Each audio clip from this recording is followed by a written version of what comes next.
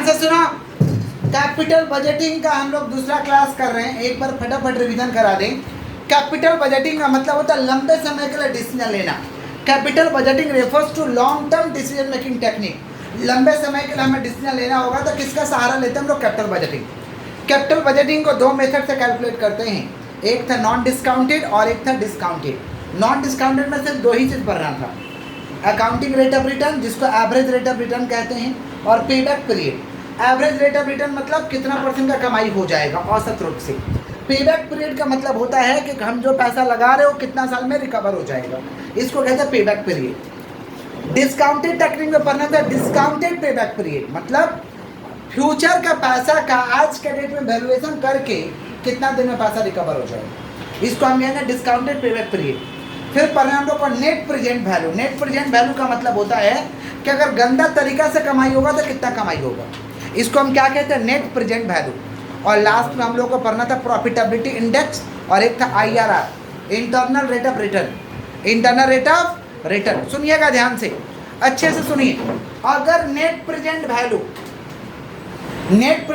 अगर निगेटिव में आया है तो प्रोजेक्ट शुड बी रिजेक्टेड। अगर मान लीजिए हम गंदा तरीका से एकदम सोच रहे हैं कि कम से कम कमाई होगा तो कितना कमाई होगा, उस पर कैलकुलेशन कर रहे हैं, और मेरा नेट प्रेजेंट वैल्यू अगर निगेटिव आ गया तो प्रोजेक्ट शुड बी रिजेक्टेड। अगर नेट प्रेजेंट वैल्यू 0 आ गया तो प्रोजेक्ट को एक्सेप्ट कर सकते हैं, उसमें प्रॉफिट का चांसेस रहता है, 99% प्रॉफिट का चांसेस रहता है अगर नेट प्रेजेंट वैल्यू 0 आ गया। अगर नेट प्रेजेंट वैल्यू पॉजिटिव आ गया मतलब 100% आपको प्रॉफिट होगा, उस प्रोजेक्ट को आगे करिए, उस बिजनेस को करिए। मतलब आप बिजनेस कर रहे हैं तो एकदम गंदा तरीका से प्रॉफिट का कैलकुलेट किए, अगर निगेटिव में आ गया तो वो बिजनेस करने का दरकार नहीं है। 0 आ गया तो कर सकते हैं, 99% चांस है कि प्रॉफिट होगा। समझ रहे हैं क्या बोल रहे हैं? और पॉजिटिव में आ गया मतलब 100% प्रॉफिट होगा, आपको टेंशन का कोई बात नहीं है, आप उस बिजनेस को आगे करिए, कंटिन्यू करिए। ये कौन कहता है? Net present value. Profitability index अगर ग्रेटर देन 1 आता है तो project should be accepted. Greater than 1 आता है तो project should be accepted. Profitability index equal to 1 आता है तो project should be still accepted, अभी भी एक्सेप्ट कर सकते हैं। लेकिन प्रेजेंट प्रॉफिटेबिलिटी इंडेक्स अगर लेस देन 1 आता है, 1 से वैल्यू कम आता है तो प्रोजेक्ट शुड बी रिजेक्टेड। कभी कभी इस पर थ्योरी लिखने के लिए पूछ लेता है, इसलिए हम इसके बारे में थोड़ा बोल दिए। आइए टॉपिक पे आते हैं। ये क्वेश्चन दिए हैं, ये क्वेश्चन में सारे सम को हम कवर करने का चेष्टा किए हैं, कोशिश किए हैं। इससे मोटा मोटी 18-20 सवाल अपने बुक का जो है वो बन जाएगा। समझ रहे हैं क्या बोल रहे हैं? अच्छे से सुनिएगा एकदम। आप क्वेश्चन हम दिए हैं, कॉस्ट ऑफ इनिशियल इन्वेस्टमेंट 80,000 है, ये 80,000 है, वीडियो में कम दिखाई देता है। कॉस्ट ऑफ इनिशियल इन्वेस्टमेंट 80,000 है। उसके बाद है एस्टिमेटेड लाइफ 5 साल। एस्टिमेटेड लाइफ कितना साल है? 5 साल। अच्छा बताइए, 80,000 कॉस्ट ऑफ इनिशियल इन्वेस्टमेंट मैंने पैसा प्रोजेक्ट में 80,000 का इन्वेस्ट होगा और उसका लाइफ 5 साल है, तो 80 डिवाइड बाई 5, डेप्रेशन कितना हो रहा? 16,000। डेप्रेशन कितना हो रहा? 16,000। ये ईयर दिया है और यहाँ दिया प्रॉफिट आफ्टर टैक्स, या इसे कहते हैं earning after tax. Profit after tax या क्या कहते हैं? Earning after tax. और ये पीवी फैक्टर दिया है, क्या दिया है? PV factor. समझ रहे क्या बोल रहे हैं? क्या दिया हुआ? पीवी फैक्टर, जिसको हम लोग डिस्काउंटिंग फैक्टर या डिस्काउंटेड फैक्टर भी कहते हैं। क्लियर हो गया? ये क्वेश्चन है। क्वेश्चन में आपको निकालना है you are required to calculate ARR, average rate of return या अकाउंटिंग रेट ऑफ रिटर्न आपको निकालना है। ARR शॉर्ट में भी बोल सकता है, फुल फॉर्म में भी बोल सकता है। दूसरा निकालना पेबैक पीरियड। तीसरा हम लोग को निकालना पेबैक प्रॉफिटेबिलिटी। चौथा हम लोग को निकालना डिस्काउंटेड पेबैक पीरियड। पांचवा निकालना नेट प्रेजेंट वैल्यू, और 6 नंबर में निकालना हम लोग को प्रॉफिटेबिलिटी इंडेक्स। क्या निकालना हम लोग को? Profitability index. टोटल 6 चीज़ कैलकुलेट करना है। अच्छे से सुनिए एकदम। एवरेज रेट ऑफ रिटर्न का मतलब होता है कि औसत रूप से कितना कमाई होगा। इसका फॉर्मूला होता है एवरेज EAT, एवरेज EAT या एवरेज PAT। एवरेज EAT या एवरेज PAT। EAT माने अर्निंग आफ्टर टैक्स या PAT माने profit after tax, divide by average investment. ये फॉर्मूला होता है, divide by average investment into 100। अब बताइए एवरेज का मतलब क्या होता है? कि जितना साल का प्रॉफिट दिया है उसको जोड़ लीजिए और उतना से ही डिवाइड कर लीजिए। कितना साल का प्रॉफिट दिया है? 5 साल का। ऐसे सवाल में EAT दिया तो जोड़ ले रहे हो, सवाल में EAT नहीं दिया रहेगा तो EAT निकालना। सवाल में EAT नहीं रहेगा तो क्या करोगे? EAT निकालोगे। एक बार CFAT का फॉर्मेट आपको रिविजन करा दें। CFAT का फॉर्मेट था, सबसे पहले हम लोग क्या लिखते थे? CFAT का फॉर्मेट था, लास्ट क्लास कराए थे, पार्ट 1 देख लीजिएगा, पूरा क्लियर हो जाएगा, नहीं भी देखेगा तो क्लियर होगा, दिमाग लगाइएगा। तो अगर दिया EBDT, earning before depreciation and tax, earning before depreciation and tax, तो इसमें से लेस करेंगे डेप्रिसिएशन, इसमें से क्या लेस करेंगे डेप्रिसिएशन, तो क्या आएगा हम लोग का ईबीटी, क्या आएगा भाई ईबीटी। ईबीटी में से डेप्रिसिएशन लेस करेंगे तो क्या आएगा ईबीटी। ईबीटी में से हम टैक्स लेस करेंगे, ईबीटी में से हम टैक्स लेस करेंगे तो आएगा आपका ईएटी। ईबीटी में से टैक्स लेस करेंगे तो क्या आएगा ईएटी। और लास्ट में हम लोग डेप्रिसिएशन को फिर से ऐड कर दे रहे थे। लास्ट क्लास फॉर्मेट आप लोगों को समझाए थे, डेप्रिसिएशन को ऐड कर रहे थे तो ये आ रहा था सीएफएटी। सीएफएटी को हम लोग कहते हैं cash flow after tax, cash flow, या इसको हम कहते हैं cash inflow, cash flow after tax, या क्या कहते हैं हम लोग कैश इनफ्लो। कैश क्या कहते हैं हम लोग, इनफ्लो, समझ पा रहे। तो ये फॉर्मेट है। अगर ईबीटी दिया तो क्या लेस करना पड़ेगा डेप्रिसिएशन, तो क्या आएगा ईबीटी, तब ना ईबीटी में से क्या लेस करोगे तो ये टी आएगा, तब ना एवरेज मारोगे। अगर मान लो क्वेश्चन है ईबीटी तो पहले डेप्रिसिएशन लेस करो, टैक्स लेस करो, ये टी पे आओ, फिर एवरेज मारोगे। डायरेक्ट तो एवरेज मार नहीं सकते हो, इसमें तो ईएटी दिया है तो डायरेक्ट एवरेज मार ले रहे। अच्छा मान लो हमको चाहिए कैश इनफ्लो, तो क्या ऐड करना पड़ेगा लास्ट में डेप्रिसिएशन, क्या चाहिए ऐड करना पड़ेगा सबसे ऊपर लिखने को है नीचे। हाँ, अब मान लो क्वेश्चन में यहाँ पे पीएटी का जगह कैश इनफ्लो दिया है, अब तुमको पूछा एआरआर निकालो, अकाउंटिंग रेट अब निकालो, तो एआरआर का क्या formula, average EAT divide by average investment. तो यहाँ कैश इनफ्लो दे दिया, यानी हमको ईएटी पे जाना पड़ेगा, मैंने बैक जाना होगा। तो ये कैश इनफ्लो कैसे आया है, डेप्रिसिएशन को ऐड करके। तो क्या करेंगे, डेप्रिसिएशन को माइनस करके चले जाएंगे, डेप्रिसिएशन को क्या करके चले जाएंगे माइनस। कंसेप्ट याद रहेगा पक्का। चलिए आइए, एवरेज ईएटी कितना साल का प्रॉफिट है भाई, 5 साल का। कितना साल का है, तो पाँचों को जोड़ेंगे, 5 से डिवाइड कर देंगे, हमारा आ जाएगा एवरेज ईएटी। तो पाँचों को जोड़िए, 5 से डिवाइड करें, कितना हो रहा है भैया 10,000 प्लस 15 प्लस 20 प्लस 50 प्लस 55, कितना साल है भाई 5 साल। 30,000 कितना आ रहा, 30,000 एवरेज मार्केट 30,000। एवरेज इन्वेस्टमेंट का फॉर्मूला होता है cost of initial investment divide by 2, cost of initial investment divide by 2। तो एवरेज इन्वेस्टमेंट कैसे आएगा भाई, cost of initial investment, cost of initial investment divide by 2। Cost of initial investment कितना 80,000 है, तो 80,000 डिवाइड बाई 2 40,000। अब भर दें यहाँ पे, एवरेज ईएटी कितना है 30,000 और कॉस्ट ऑफ इनिशियल इन्वेस्टमेंट कितना 40,000 इंटू 100, बताइए कितना हो रहा है। एवरेज ईएटी तो 30,000 आ गया, 75 और कॉस्ट ऑफ इनिशियल इन्वेस्टमेंट का फॉर्मूला है वो डेप्रिसिएशन हो जाएगा बाबू। हाँ ये फॉर्मूला है, cost of initial investment divide by 2, 80,000 divide by 2 कितना हो रहा है 40, कितना परसेंट आ रहा है 75% का एआरआर है, माना अकाउंटिंग रेट ऑफ रिटर्न 75% का है। औसत रूप से कमाई करेंगे तो 75% का कमाई हो जाएगा। ये सॉल्यूशन को हम चाहते हैं जल्दी से नोट करेंगे, उसके बाद आगे बढ़ें।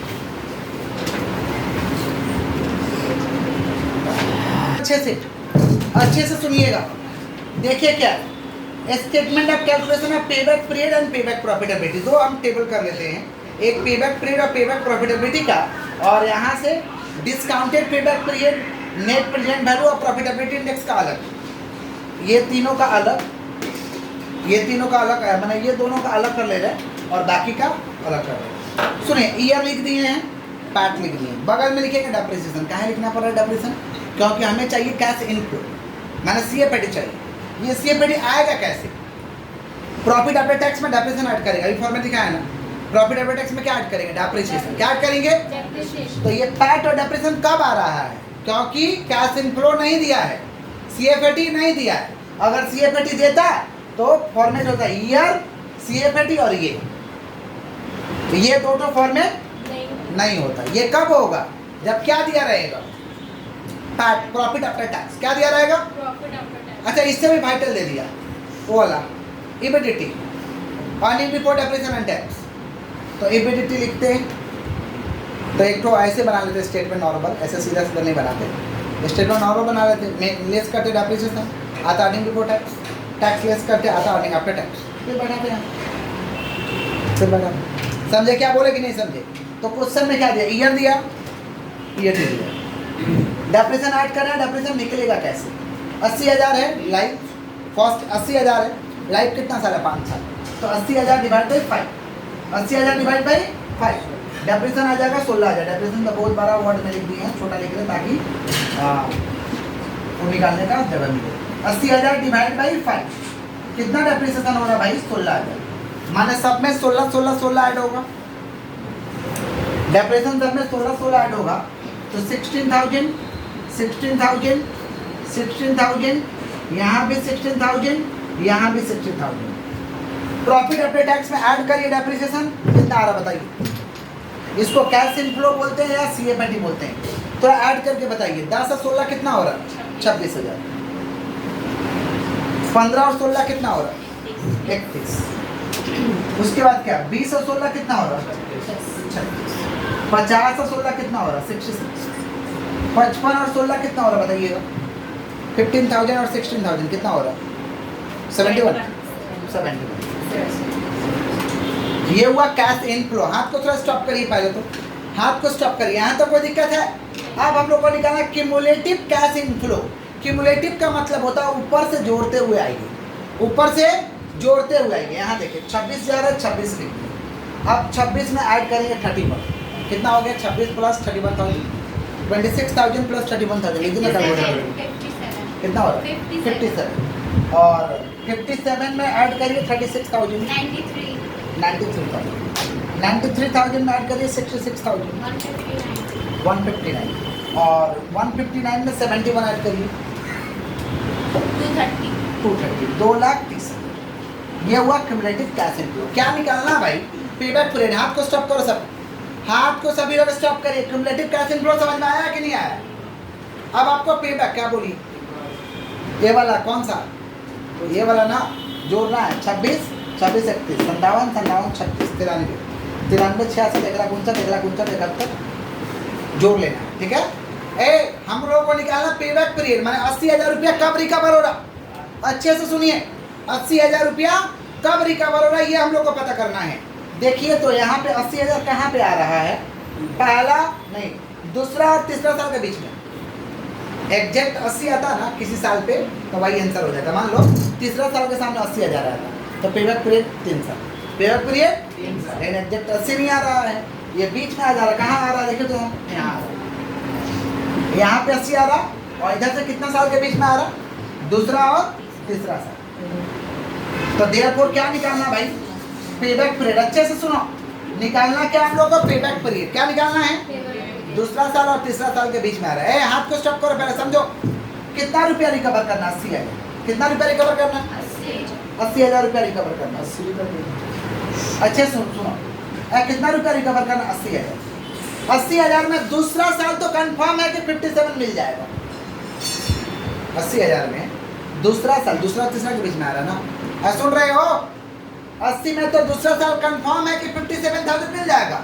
तो 80 में से 57 हटाइए, क्योंकि 57 मिल गया, इसीलिए यहाँ पे 2 प्लस रखें। इसलिए यहाँ पे क्या रखें? क्यों 2 प्लस रखे हैं? क्योंकि 80,000 रुपये चाहिए ना। दूसरा साल में तो हमको 57 मिल ही जाएगा। समझ रहे हैं क्या बोल रहे हैं कि नहीं समझ रहे हैं? तो 80 माइनस 57, और कितना चाहिए हमको? 80 माइनस 57 कितना? 23। ये कहाँ रिकवर हुआ? ये दोनों के बीच में, दोनों के। तो है कितना यहाँ पे? 93,000 है। 93,000, 93 में कितना इस्तेमाल कर लिया? 57 हटा दो। एयरपोर्ट पेबैक पीरियड 2 साल प्लस में रहेगा। 80 माइनस 57 कितना हो रहा है? 23,000 रुपया रिकवर करना है। 23,000 रुपया रिकवर करना है। कहाँ से रिकवर करना है? इधर से रिकवर करना है। 93 में 97 यूज कर चुके हैं, जो बचा उसी में से लेना है। माइनस करो, 93,000 माइनस 57,000 36,000, माने 36,000 में से ही 23,000 रुपया को रिकवर करना है। डिवाइड पाओ 23,000 डिवाइड बाई 36,000, 23,000 डिवाइड बाई 36,000 0.63। तो 2 प्लस में है, प्लस 0.63। आंसर हो गया 2.63 ईयर्स। समझ में आया है कि नहीं आया है? फिर से एक बार हम समझा देना चाह रहे हैं। सुनो, 80,000 रुपया रिकवर करना है। ये पहले देख लेना कि किसके बीच में आ रहा है। दूसरा और तीसरा के बीच में आ रहा है। इसका मतलब दूसरा साल का जो वैल्यू है वो तो हमें मिल रहा है। दूसरा साल का वैल्यू कितना? 57। तो 80 में तो 57 मिल गया, इसीलिए यहाँ 2 प्लस में आया। 2 प्लस में क्यों आया? क्योंकि दूसरा साल में कंफर्म है कि 57,000 मिल जाएगा। कंफर्म है कि 57 मिल जाएगा। तो किसके बीच में रिकवर करना है? इसी के बीच में ना, 93 और 57 के बीच में रिकवर करना है। तो 93,000 में से तो 57 इस्तेमाल कर चुके हो, तो हटाओ, जो बचेगा उसी में से लोगे ना। तो कितना बचा? 36,000। इसी में से हमको कितना लेना है? 23,000। तो 23,000 डिवाइड बाई 36,000 मैंने 0.63 जोड़ लो, आंसर आ गया 2.63। ये हुआ पेबैक पीरियड। दूसरा नंबर क्या बोला है? पेबैक प्रॉफिटेबिलिटी निकालो। ये तो 2 नंबर है। 3 नंबर पे क्या बोला भाई? पेबैक प्रॉफिटेबिलिटी निकालो। पेबैक प्रॉफिटेबिलिटी, पेबैक प्रॉफिटेबिलिटी कैसे निकालेंगे? इसके नीचे निकाल दे रहे हैं, जगह है, अच्छे से सुनिएगा एकदम। क्या पूछा बताइए तो? कि पेबैक क्या निकालेंगे? प्रॉफिटेबिलिटी। कैसे निकलेगा? अच्छे से सुनो। पेबैक प्रॉफिटेबिलिटी कैसे निकलेगा? अच्छे से सुनिए। पेबैक प्रॉफिटेबिलिटी का फॉर्मूला है, ऐसे एग्जाम में आज तक नहीं पूछा है पेबैक प्रॉफिटेबिलिटी, फिर भी नॉलेज के लिए हम सिखाते हैं। पेबैक प्रॉफिटेबिलिटी का फॉर्मूला है, पेबैक प्रॉफिटेबिलिटी का हम लोगों का फॉर्मूला है आपका total cash inflow, total cash inflow minus initial investment. Total cash inflow minus कौन सा investment? Initial investment. Total cash inflow कितना दिया हुआ है यहाँ पे? 2,30,000। अरे टोटल कैश इनफ्लो माने ये लास्ट वाला 2,30,000। टोटल कैश इनफ्लो माने ये लास्ट वाला, टोटल ही तो आया, सबको जोड़ते हुए तो पहुंचे 2,30,000 पे। तो 2,30,000 टोटल कैश इनफ्लो हुआ, समझ रहे? और इनिशियल इन्वेस्टमेंट कितना? 80,000 लगाए हैं, तो कमाई कितना होगा? 2,30,000 में से 80 हटा दो, बचाओ कितना होगा? 1.5 लाख। माने 1.5 लाख रुपया कमाई होगा। इसको कहते हैं पेबैक प्रॉफिटेबिलिटी। माने पैसा रिटर्न होने के बाद हमें कितना कमाई हो जाएगा? 1.5 लाख रुपया। कितना कमाई होगा? 1.5 लाख। कोई दिक्कत है? नहीं। समझे हैं सभी लोग? जल्दी से कॉपी करिए फिर आगे बढ़िए।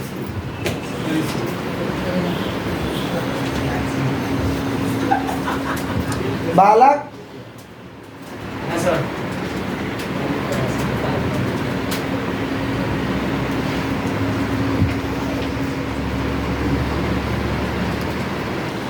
कभी कभी ना ये पीवी फैक्टर नहीं दिया रहेगा, समझ पा रहे हैं? खाली परसेंटेज दे देगा, 10%, 15%, जो परसेंट लिखे है ना वो दे देगा। कैसे निकालोगे पी फैक्टर? सुन लो, कभी कभी ऑनर्स में ऐसा करता है, पी फैक्टर नहीं दिया रहेगा तो निकालने का तरीका है, पी फैक्टर नहीं दिया रहेगा, मान लो 10% है तो 10 डिवाइड बाई 100 कर देंगे। 10 डिवाइड बाई 100 करेंगे, आएगा 0.1। खुद से उसमें एडिशन करना है आपको 1, खुद से एडिशन करना 1, तो 1 प्लस 0.1 कितना आ गया? 1.1। पी फैक्टर 10% है, 10 डिवाइड बाई 100 0.1 आ गया। खुद से 1 ऐड कर देना है। मान लो 15% है तो 15 डिवाइड बाई 100 0.15 1 ऐड कर देना है। 20% तो 20 डिवाइड बाई 100 0.1। समझ रहे हैं बालक? देखो इधर, अब निकलेगा कैसे? सुनिए, निकालेंगे कैसे? मान लीजिए ये फर्स्ट ईयर है, ये सेकंड ईयर है, ये थर्ड है, फोर्थ है, निकलेगा कैसे? निकालने का तरीका, सबसे पहले ऑन बटन दबाएंगे, ऑन रहेगा फिर भी ऑन दबा देंगे, फिर 1.1 दबा के देखिए एक बार, ऑन रहेगा फिर भी ऑन, कैलकुलेटर का ऑन रहेगा, ऑन बटन दबा के देखिए ना आपको आ रहा है ऑन। 1.1 हो गया, इक्वल डिवाइड का साइन, डिवाइड का साइन को प्रेस करिए, हो गया। एक तो इक्वल टू मारेंगे, देखिए पहला साल का वैल्यू आएगा, आया। दूसरा इक्वल टू दूसरा साल का वैल्यू आएगा, तीसरा इक्वल टू तीसरा साल का वैल्यू आएगा, चौथा इक्वल टू चौथा साल का वैल्यू आएगा, पांचवा इक्वल टू पांचवा साल का वैल्यू आएगा, छठा इक्वल टू छठा साल का वैल्यू आएगा। जितना इक्वल टू मारते जाओगे निकलते जाएगा, अब नहीं निकल। सुनिए, ये पी फैक्टर निकालने का तरीका है, समझ रहे क्या बोल रहे कि नहीं समझ रहे? ये पी फैक्टर निकालने का तरीका है, क्लियर है क्या? ऐसे ही हम लोग निकालते हैं पी फैक्टर, मतलब जितना भी परसेंट है उसको 100 से डिवाइड करिए, 0.1 आ गया उसमें 1 ऐड कर दीजिए, फिर ऑन बटन दबाइए, जो आया है 1.1 आया तो 1.1 दबाइए और डिवाइड कैसे। अब पहला सेल का वैल्यू चाहिए, एक इक्वल टू दूसरा का वैल्यू चाहिए, दूसरा इक्वल टू, ऐसे करके निकाल सकते हैं। क्लियर हो गया एकदम? अब हम लोग क्या बनाने जा रहे हैं भाई? 3 तक तो निकाल दिए हैं, 4 नंबर डिस्काउंटेड पेबैक पर है, 5 नंबर नेट प्रेजेंट वैल्यू और 6 नंबर प्रॉफिटेबिलिटी इंडेक्स। देखिए कैसे बनेगा, समझ रहे हैं? 3 सीए कैश इनफ्लो तक का, कैश इनफ्लो नोट कर रहे हैं क्या उसका? तो कर लो, कर लीजिए जल्दी से।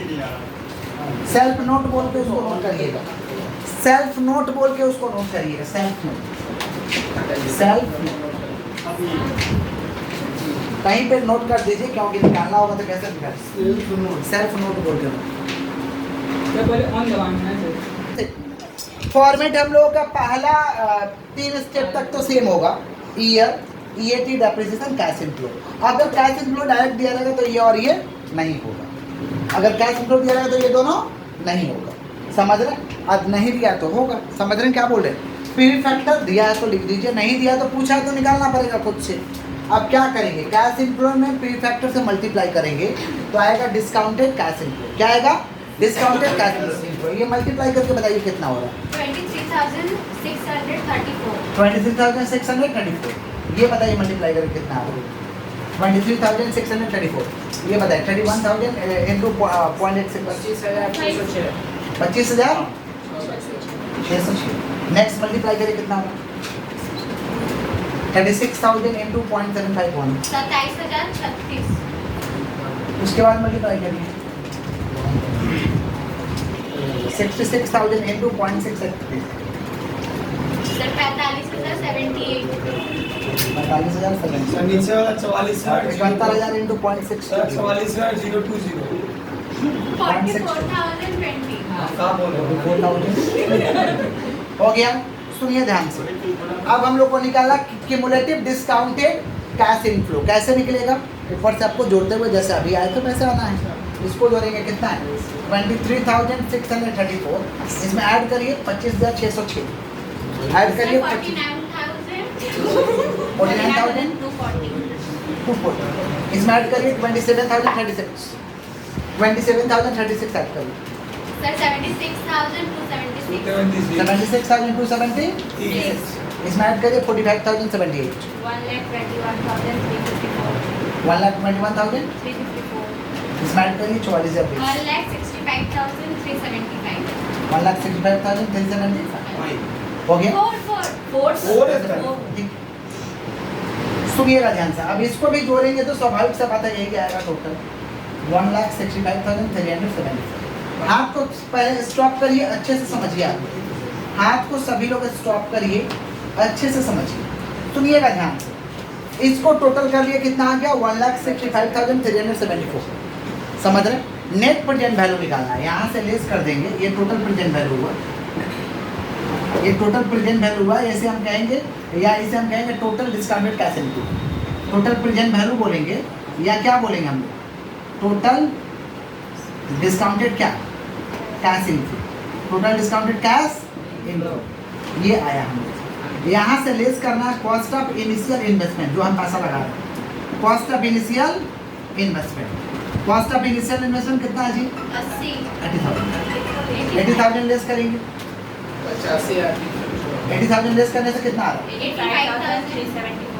85,374। ये क्या आ गया हम लोग का? नेट प्रेजेंट वैल्यू पॉजिटिव में आया है, यानी project should be accepted. Project should be accepted. Negative आता project should be rejected. Zero आता तो स्टिल एक्सेप्टेड, अभी भी एक्सेप्ट आप कर सकते हो। ये निकल गया नेट प्रेजेंट वैल्यू। एक चीज़ और निकालना, प्रॉफिटेबिलिटी इंडेक्स। क्या निकालना है? Profitability index. लेकिन उससे पहले क्या पूछा है? डिस्काउंटेड पेबैक पीरियड पूछा है ना। तो डिस्काउंटेड पेबैक पीरियड मैंने 80,000 रुपया रिकवर करना है। तो 80,000 रुपया बताओ तो किसके बीच में आ रहा है यहाँ पे? तीसरा और चौथा के बीच। तीसरा और चौथा के बीच में यही आ रहा है। तो क्या करेंगे? डिस्काउंटेड पेबैक पीरियड 3 प्लस में चला जाएगा। 80,000 रुपया रिकवर करना है तो तीसरा के सामने कितना वैल्यू? 76,276। कितना के बीच में रिकवर करना है? इसके बीच में तो 1,31,354 माइनस 76,276। हाँ 76,276। ये बताइए कितना हो रहा है? 3 प्लस में रहेगा, ये माइनस करके बताइए। सर 3,724। 3,724 यही ना। और ये लेस करिए, डिवाइड बाय 45,078। डिवाइड करिए 3724 डिवाइड बाई 45,078 डिवाइड 3,724। सर बालक इधर देखो कितना है? 0.0826। 10826 जोड़िए कितना हो? 3.0826। 3.0286। ये हुआ हमारा आंसर। डिस्काउंटेड पेबैक पीरियड हुआ। क्या हुआ हमारा? Discounted payback period. कोई तकलीफ है? एक चीज और निकालना है। क्या निकालना है? Profitability index. क्या निकालना है भाई? Profitability index. प्रॉफिटेबिलिटी इंडेक्स कैसे निकलेगा? इसका फॉर्मूला है। प्रॉफिटेबिलिटी इंडेक्स को निकालने का फॉर्मूला है, प्रॉफिटेबिलिटी इंडेक्स निकलता है total cash inflow, total cash discounted cash inflow या total present value, total present value divide by initial investment, divide by initial investment. माने टोटल प्रेजेंट वैल्यू जो आएगा ना, टोटल प्रेजेंट वैल्यू आएगा, ये टोटल आया है ना, इसको डिवाइड कर देंगे इनिशियल इन्वेस्टमेंट। इसको डिवाइड कैसे से कर देंगे? Initial investment. Total present value कितना है? 1,65,374। इनिशियल इन्वेस्टमेंट कितना? 80,000। डिवाइड करिए 2.067। एक से ज़्यादा आया ना इसका वैल्यू, एक से ज़्यादा आया ना। अगर ग्रेटर देन 1 आता है profitability index, project should be accepted. Less than 1 आता है तो प्रोजेक्ट शुड बी रिजेक्टेड। समझ रहे हैं क्या बोल रहे हैं? और इक्वल टू 1 आता है तो स्टिल एक्सेप्टेड। कभी कभी कमेंट पूछ लेता है कि बताओ प्रॉफिटेबिलिटी इंडेक्स के हिसाब से प्रोजेक्ट एक्सेप्ट के रिजेक्ट, तो रिजल्ट के हिसाब से बोलेंगे। नेट प्रेजेंट वैल्यू के ऊपर में पूछ लेगा कि प्रोजेक्ट एक्सेप्ट के रिजेक्ट, समझ रहे हैं? तो वहाँ पे कमेंट में लिखेंगे कि प्रोजेक्ट शुड बी एक्सेप्टेड। कोई दिक्कत है क्या? कोई दिक्कत है? कोई दिक्कत है? कॉपी करिए। एक सम ऐसा देते हैं फिर बुक का सम से करते हैं, जल्दी से कॉपी करिए।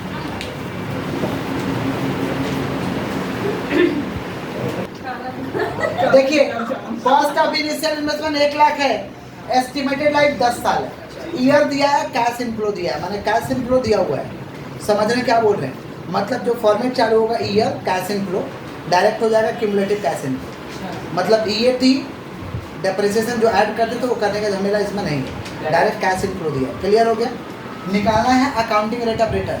अब अकाउंटिंग रेट ऑफ रिटर्न के लिए क्या चाहिए? एवरेज ईएटी चाहिए। क्या चाहिए? अब ये तो पता ही नहीं तुमको, तो लिख लेना cash inflow less depreciation, less सब में से डेप्रिसिएशन लेस कर लेना, ईएटी आ जाएगा। समझे? डेप्रिसिएशन कितना होगा? 1 लाख डिवाइड बाय 10, 10 सब में से 10 कर लेस हो जाएगा। जो बचे वो क्या बचे? ईएटी, एवरेज मार लेना। खाली एआरआर के लिए लगेगा, बाकी सवाल तो डायरेक्ट कैश इनफ्लो से हो जाएगा। मतलब पहला ईयर रहेगा, बीच का ईएटी और डेप्रिसिएशन हट जाएगा, बाकी सब कुछ सेम है। पीवी फैक्टर का खाली परसेंटेज दे रहा है, आप निकाल के लेके आइएगा, तरीका समझा देंगे। सर ये समझ रहे हैं क्या बोल रहे हैं? हाँ ये होमवर्क है और बुक का 1 नंबर सवाल खोलिए, अभी करना है। PV factor 10%। हम इसका वैल्यू नहीं लिख रहे, आप लोग वैल्यू लिखिएगा। सर एआरआर वाला बता दीजिए। एआरआर के लिए फॉर्मूला है एवरेज ईएटी। ईएटी दिया है क्या? नहीं सर। डेप्रिसिएशन लेस करके निकाल लेना ईएटी। सब में से डेप्रिसिएशन लेस करना है क्योंकि कैश इनफ्लो है। क्या दिया हुआ? Cash inflow. तो कैश इनफ्लो में से डेप्रिसिएशन, कैश इनफ्लो आता कैसे? डेप्रिसिएशन को ऐड करके। ईएटी चाहिए, डेप्रिसिएशन लेस कर देना, सब में से 10 ईएटी आ जाएगा, डेप्रिसिएशन लेस कर देना, और बाकी सब कुछ सेम सवाल। ये बनाना है, ये होमवर्क है, बुक का 1 नंबर सवाल खोलो। सुनिए 1 नंबर सवाल देखिए, पहले क्वेश्चन देखिए। अपने बुक का 1 नंबर सवाल कर रहे हैं, 49 नंबर पेज है। जो लोग वीडियो से कर रहे हैं डिस्क्रिप्शन में लिंक रहेगा। 1 नंबर देखिए, X provides you the following information. Purchase price of machine 5 lakh है, estimated salary value at the end of useful life 1 lakh है और यूजफुल लाइफ 5 साल है। डेप्रिसिएशन कैसे निकलेगा? 5 lakh minus 1 lakh salary divide by 5। देखो डेप्रिसिएशन निकाल दिए, 5 lakh minus 1 lakh divide by 5, depreciation कितना हुआ? 80,000। उसके नीचे estimated annual profit including depreciation and taxes. मतलब जो प्रॉफिट दिया है ना, वो उसमें डेप्रिसिएशन एडेड है और टैक्सेस एडेड है, माने ईबीडीटी है, earning before depreciation and tax है। Earning before depreciation and tax, हाथ को स्टॉप करो पहले। कितना दिया हुआ देखो तो? 75,000, 1,75,000, 2,00,000, 2,50,000। तो ईबीडीटी में से क्या लेस करेंगे भाई? डेप्रिसिएशन। क्या लेस करेंगे? कितना निकला? 80,000। 80 सब जगह लेस करो, तो यहाँ माइनस में आ गया, यहाँ प्लस प्लस प्लस, यहाँ माइनस में आ गया। लॉस पे सरकार टैक्स नहीं लेता है, लॉस पे सरकार टैक्स नहीं लेता, मेरा टैक्स यहाँ और यहाँ नहीं। समझ में क्या बोल रहे हैं? तो इसका 50%, इसका 50%, इसका 50%, टैक्स रेट दिया है 50%। आ गया ईएटी। क्या आ गया? अब एवरेज ईएटी कैसे आएगा? 5 साल का प्रॉफिट है ना, 5 को जोड़ेंगे, 5 से डिवाइड करेंगे। अब इसमें तो लॉस है, तो लॉस माइनस हो जाएगा। 5,000 लॉस है, 30,000 लॉस है, तो ये लॉस माइनस हो जाएगा। तो प्रॉफिट को जोड़ लो, लॉस को माइनस कर दो, डिवाइड बाई 5। आ गया एवरेज ईएटी 26,500। एवरेज इन्वेस्टमेंट का ना ये कंप्लीट फार्मूला है, उसमें हम कंप्लीट फार्मूला लिखे नहीं थे। सुन लो, ये याद रखना formula. Initial investment plus installation expense. सुन लो, एवरेज इन्वेस्टमेंट का ये फॉर्मूला है, initial investment plus installation expense minus scrap value plus scrap value plus net additional working capital. ये पूरा कंप्लीट फॉर्मूला है। तो इनिशियल इन्वेस्टमेंट कितना दिया? 5 lakh. Salvage value minus scrap value कितना दिया? 1 lakh divide by 2 plus salvage value कितना? 1 लाख। तो 5 लाख माइनस 1 लाख कितना बचा? 4 लाख। 4 लाख डिवाइड बाई 2 कितना हो रहा है? 2 लाख। 2 लाख प्लस 1 लाख 3 लाख। क्या आ गया? Average investment. क्या आ गया? Average investment. क्लियर है क्या? एवरेज ये कितना? 26,500 है। एवरेज इन्वेस्टमेंट कितना? 3 लाख है। इनटू 100 कर दीजिए, कितना आ गया? 8.83% कमाएंगे। क्लियर है क्या? क्वेश्चन में पूछा क्या था? देखो यही चीज, calculate the accounting rate of return. Calculate the accounting rate of और डेप्रिसिएशन बोला स्ट्रेट लाइन मेथड से हुआ है। स्ट्रेट लाइन मेथड से वो तभी तो समय 80 चार्ज किए। समझे क्या बोले? क्लियर है क्या? पक्का पक्का। होमवर्क दे देते हैं, पहले उतारिए फिर होमवर्क देते हैं। बोलिए सर। पहले उतारिए, उतारिए। 2 मिनट वेट करिए। 2 से लेकर के 25 नंबर सवाल तक बनाना है। 2 नंबर से लेकर 25 नंबर सवाल तक बनाना है। और सुनिए पहले एकदम, 2 से 25 तक आपको सवाल बनाना है। जो मेथड के बारे में एकदम नहीं जानते उसको स्किप कर दीजिएगा। जो मेथड के बारे में आपको कोई आइडिया नहीं है आज के सवाल से, उसको स्किप कर दीजिएगा। जो मेथड से आपको बन पा रहा है वो सारे सवाल को बना दीजिएगा। 2 से 25 कल ही चाहिए। समझ पा रहे हैं क्या बोल रहे हैं? हाँ, और जो दिया हुआ है सवाल जो दिए हैं बनाने के लिए वो भी चाहिए। समझ पा रहे हैं? यही आपका होमवर्क है। That's for all today.